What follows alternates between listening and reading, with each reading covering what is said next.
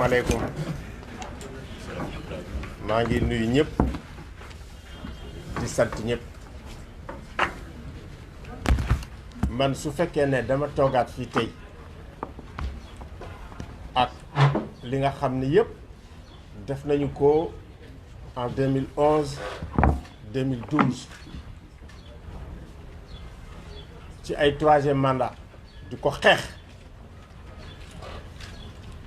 di xeex maa waxoon waxeet di taxaw naan Wade dégage bu ñu naree toggaat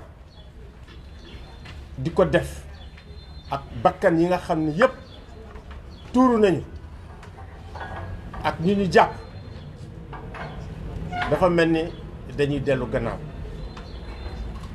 te kat jamono ji ñu toll ci Sénégal nga xam ne dañuy dugg ci buntu boo xam ne mooy buntu prospérité am pétrole am gaz te it investisseurs yi àdduna bi yépp teg ñu seen bët nar a ñëw su fekkee ne bëgg nañu suñu doom yi nga xam ne ñoo fi taxaw ñuy xale yi ñu jox leen héritage bu baax dañ leen war a jox héritage boo xam ne day nekk ci Sénégal bu am jàmm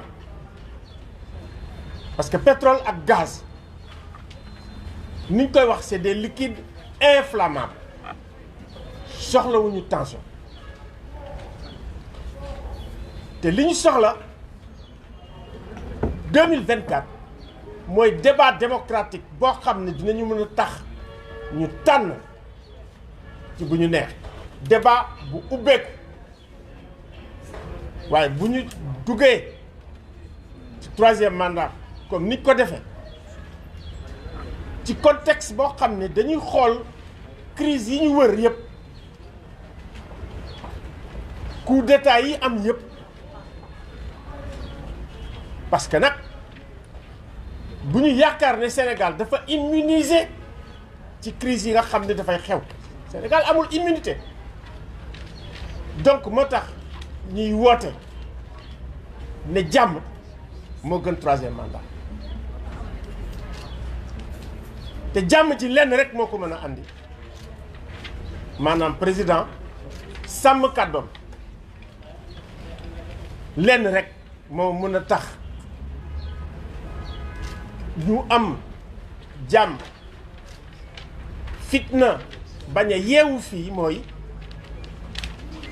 mu sàmm li nga xam ne moo ko wax te li tax mu wax ko xam nañ ko bi ñu bokkee xeex troisième mandat nga xam ni moo tax tey coalition bi toog ci pouvoir bi yëpp toog parce que ñoom ñëpp mën nañ génne photo yi benn ñoo newoon rond-point Nelson Mandela dem Touba def lu ne ak ñoom pour di déet troisième mandat du am fa la jógee nag ne léegi nag pour ma tëj korosé ko mooy nul ne peut faire 2 mandats consécutifs parce que aussi man maa nga woon ca biir maanaam dañu corriger li nga xam ni moo nekkoon li xewoon en 2011 2012 kon nag moom tëj na dañ koy ñaan ñun citoyens sénégalais yépp ko ñaan ko réew mi day dafa soxla nga jox xale yi lay dégg héritage bu baax mooy sàmm sa kaddu ci kilifa dafa baax héritage bu baax mooy comme am nañu macha allah pétrole gaz buy ñëw ñu mun ko exploiter te suñu génération yii di ñëw mun ci jëriñoo que askanu Sénégal mun ko jëriñoo c'est extrêmement important loolu laa amoon loo xam ne dama koy wax léegi nag dama leen di bàyyi ngeen traduire en français. Moi je me sens très gêné aujourd'hui de revenir ici. C'est pour ça que j'ai dit aux jeunes, écoutez, c'est à vous d'y aller. J'ai refusé à plusieurs reprises de parler. Parce que c'est totalement absurde. 10 ans, 11 ans après, de répéter les mêmes choses. de dire non au troisième mandat. On l'a fait ensemble.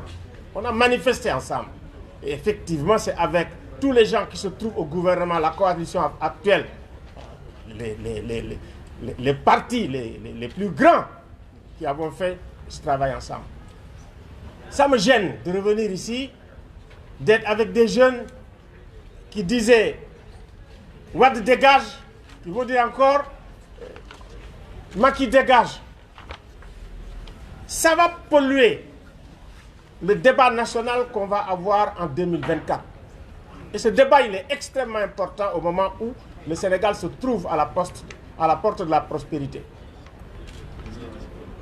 Ce débat est important parce que les enjeux géopolitiques que créent le gaz et le pétrole, on le sait, sont des enjeux extrêmement élevés, et qui ne dépendent pas exclusivement du Sénégal, mais qui dépendent d'autres.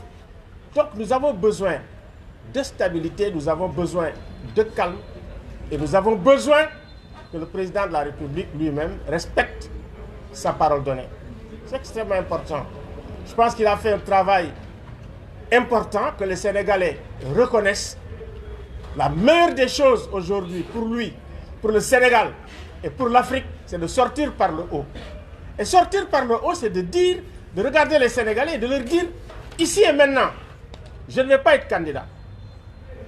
Parce qu'il y a plusieurs candidats au sein de son parti politique ou de sa coalition qui peuvent valablement faire le travail.